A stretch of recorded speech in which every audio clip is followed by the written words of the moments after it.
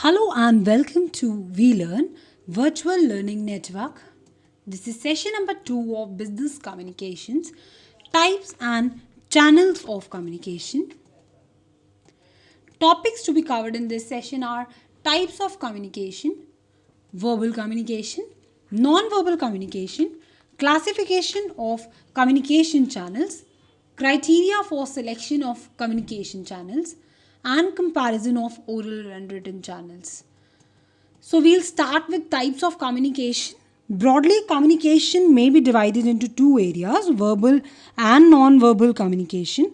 Verbal communication or communication through words. Verbal communication means the communication which is done through words, provided the opportunity for personal contact and two-way flow of information. A large part of our communication, whether at work or outside, is verbal in nature. बहुत सारा हमारे communication का part वो verbally ही होता है, that means through words. Verbal communication भी आगे हम दो एरियाज में डिवाइड कर सकते हैं. फर्स्ट इज ओरल कम्युनिकेशन, जहाँ पर स्पीकर इंटरैक्ट करता है वर्बली विद वन और more listeners in order to influence the latter's behaviour in some way और द अदर. एग्जाम्पल में हम ले सकते हैं एक मैनेजर जो है परफॉर्मेंस अप्रेजल के लिए कर रहा है, is doing a performance appraisal with an employee, और the sales manager making a sales plan presentation to his sales team. So, oral communication in a business context may take the form of meetings, presentations, one-to-one meetings, performance reviews, and so on. Written communication की बात करें तो it's a process where a writer interacts verbally with the receiver in order to influence the latter's behavior. For example, a manager writing a letter of apology in response to customers' complaint regarding poor service. Written communication at the workplace can take several forms such as letters, memos, circulars, notices, reports and email.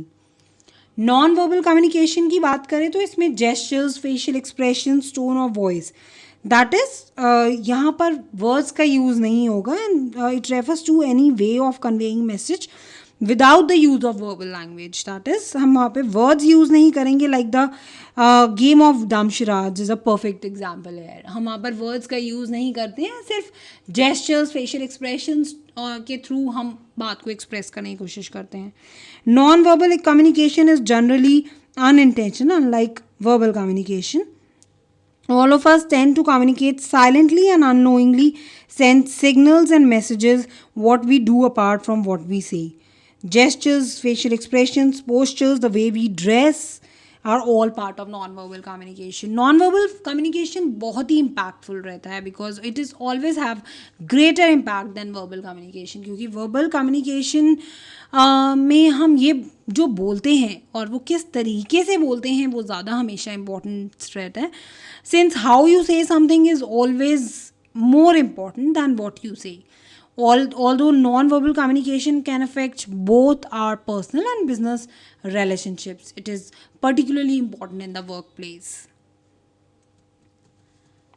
So verbal communication के लिए हम यहाँ पर कुछ miss communication को avoid करने के लिए हम कुछ जानते हैं. We communicate most of our ideas to others with through verbal messages, यानी कि हम चाहे वो बोल करो या लिख करो तो बहुत सारे अपने मैसेजेस हम वर्ड्स के थ्रू ही देते हैं. However verbal messages have some drawbacks. कई बार मैसेज जो है वो सही तरीके से प्रॉपरली वर्डेड ना हुआ या फिर मैसेज को मिसअंडरस्टूड भी हो सकता है and interpreted differently from its intended meaning. For example, let's discuss this matter tomorrow. Simple statement like this might be interpreted by one person as let's meet tomorrow, and by another, let's discuss this over the phone. So these can give you different meanings. Miscommunication through verbal messages could be avoided by these guidelines. Number 1 is avoid words with multiple meanings. Words जो हैं उनके, जैसे हमने first session में भी पढ़ा था कि डिफरेंट मीनिंग्स होते हैं डिफरेंट कल्चर्स में, तब हमें ये सोचना चाहिए कि ऐसे वर्ड्स हमें अवॉइड करने चाहिए जो क्रॉस कल्चरल कॉन्टेक्स्ट में थोड़ा सा प्रॉब्लम क्रिएट करें. It is particularly important to avoid literal translation of words since they might have negative meaning in another culture. कई बार even simple words used in some same cultural context could have multiple meanings and may be interpreted differently. Like, what kind of shape are you in? इसको हम अलग अलग तरीके से ले सकते हैं, लाइक आपकी फाइनेंशियल पोजीशन कैसी है, या फिर what kind of mental or physical shape are you in. तो इस तरीके से इनके दो मीनिंग्स इंटरप्रेट होते हैं। तो इसीलिए हमें जब भी वर्बली हम कम्युनिकेट कर रहे हो, it is important to use words जो बहुत ही प्रिसाइज हों, अनएम्बिगियस हों और have a single accepted meaning. Next is ensure clarity through highly specific statements, यानी कि हमें स्पेसिफिक वर्ड्स का यूज़ करना चाहिए versus general statements. Instead of describing an object or idea in general terms, या फिर हम एक एब्स्ट्रैक्ट लैंग्वेज में जब हम कोई चीज़ को डिस्क्राइब करते हैं, इससे बेटर है कि हम हाईली स्पेसिफिक लैंग्वेज यूज़ करें उसके लिए, to avoid a variety of interpretation. जैसे if you are calling the IT support staff in your organisation to fix a problem with the computer, और वहाँ पर आप बोल रहे हो my computer doesn't work, instead of saying that, ज़्यादा इसको अगर आप प्रिसाइज बोलते हैं that I get a message saying that my computer is not responding, कि क्या आपका मैसेज आ रहा है, या स्पेसिफिक उसके ऊपर चाहिए कि क्या प्रॉब्लम क्या आ रही है। Instead of saying my computer doesn't work, say like that I get a message saying that, because यहाँ पर आप बहुत प्रिसाइज हो रहे हैं और एग्जैक्ट हाईली स्पेसिफिक स्टेटमेंट दे रहे हैं। ओवर यूज़ ऑफ जार्गन को अवॉइड करिए। जार्गन का मतलब है टेक्निकल टर्म्स या स्पेशलाइज वोकैबलरी। हर एक प्रोफेशन में अपने कुछ जार्गन होते हैं, टेक्निकल टर्म्स होते हैं, जैसे कि IT एक्सपर्ट्स जो हैं वो कंप्यूटर आर्किटेक्चर जैसे टर्म्स का यूज़ करते हैं, जो एक नॉर्मल ले पर्सन नहीं उसको समझ पाएगा। तो जार्गन का यूज़ जो है वो टोटली डिपेंड्स ऑन ऑडियंस कि आप किन के साथ कम्युनिकेट कर रहे हैं। Certain amount of jargon may be permissible when writing a technical report, for example, but should be avoided when communicating with a general audience, since the term may not be understood. And never use jargon just to impress your audience. This is highly wrong because jargon कई बार नहीं भी समझ आते, तो वहाँ पर हमें सिर्फ impress करने के लिए jargon नहीं यूज़ करने चाहिए। और बायस्ड एंड सेक्सिस्ट लैंग्वेज या ऑफेंसिव वर्ड्स हमें नहीं यूज़ करने चाहिए। लैंग्वेज में बहुत ताकत है, जैसे कि वो नेगेटिव फीलिंग्स भी अराउज करता है if it is not use with care. तो इन सब चीज़ों का ध्यान रखना बहुत ज़रूरी है। This can happen when the words use seem to be objective but actually contain an intentional or unintentional bias. So वहाँ पर बायस लैंग्वेज हमें यूज़ नहीं करनी चाहिए because it gives sometimes very bad impression, और कई बार इसे समझने में भी बहुत मुश्किल हो जाती है। यहाँ हम कुछ नॉन वर्बल कम्युनिकेशन के कैरेक्टरिस्टिक्स के बारे में जानेंगे कि वर्बल कम्युनिकेशन के बारे में मैंने आपको बताया कि कई बार मिसअंडरस्टैंडिंग्स क्रिएट करता है या मिसकम्युनिकेशन हो जाता है बिकॉज ऑफ दीज थिंग्स। अब यहाँ पर हम नॉन वर्बल कम्युनिकेशन के बारे में जानते हैं। नॉन वर्बल कम्युनिकेशन जो है it can not be avoided. जैसा मैंने आपको बताया कि वर्बल कम्युनिकेशन तो हम मना कर सकते हैं, we can refuse to speak और write, but it is not possible to do the same with non verbal communication. That is because non-verbal communication is not always intentional. Unlike verbal messages, sometimes silence itself may convey a lot of meaning. तो एक speaker जो एक presentation दे रहा है may find that the audience is not very interactive. Instead, he notices people yawning during his presentation. जब वो बाद में पूछता है he ask for feedback, there is total silence, जिसका मतलब ये भी हो सकता है कि audience was getting bored. Silence indicates that they have not listen to the session and the feedback is negative also. So it is unintentional and unavoidable. We cannot avoid the non-verbal communication. It is very powerful. It forms powerful impressions. Non-verbal communication helps us to form first impression and make judgment of others.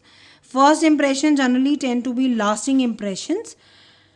जैसे कि अगर आप job interview के लिए जा रहे हैं और 15 मिनट लेट हैं और इनफॉर्मल अटायर में, तो यहाँ पर आपका, और even in fact you avoid eye contact, तो यहाँ पर आप इमीडिएटली ये रिफ्लेक्ट होगा आपका एटीट्यूड और इम्प्रेशन कि you are a person who takes things casually and is insecure and lacks knowledge. कई बार ये एम्बिगुअस भी हो जाता है, यानी कि क्लैरिटी नहीं रहती, it is not always clear. Precise word, जहाँ हमने कहा कि हमें नॉन वर्बल कम्युनिकेशन में प्रिसाइज वर्ड्स यूज़ करने चाहिए ताकि मैसेज जो है वो क्लियरली अंडरस्टूड किया जा सके. Non verbal communication is not always clear and easy to understand. जैसे कि अगर आप रिलैक्स पोस्चर में बैठे हैं तो इसका मतलब आप थके हुए हैं या बोर्डम हो रहा है, it can be a signal of boredom और फटीग.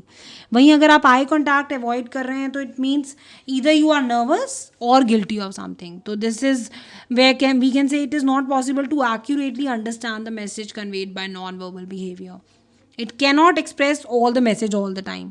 नॉन वर्बल बिहेवियर जो है वो एक इंसान की पूरी feelings, attitude, level of interest, liking disliking explain नहीं कर सकता है. सर्टेन मैसेजेस जो हैं उनको हमें स्पोकन या रिटन वर्ड के थ्रू ही बताना बहुत ज़रूरी होता है. वेरीज अक्रॉस डिफरेंट कल्चर्स, अलग अलग कल्चर्स में भी इनका डिफरेंट मीनिंग रहता है. While certain types of non verbal behaviour are universal, others may be different in different cultures. तो जहाँ कई जगह हमने देखा है कि कई different types of non verbal behaviour जो है वो यूनिवर्सल रहते हैं. डिफरेंट कल्चर्स में हमने देखा कि डिफरेंट टाइप ऑफ कल्चर्स में डिफरेंट इनका मीनिंग रहता है. There are different rules regarding the appropriateness of handshake in oriental cultures and western cultures.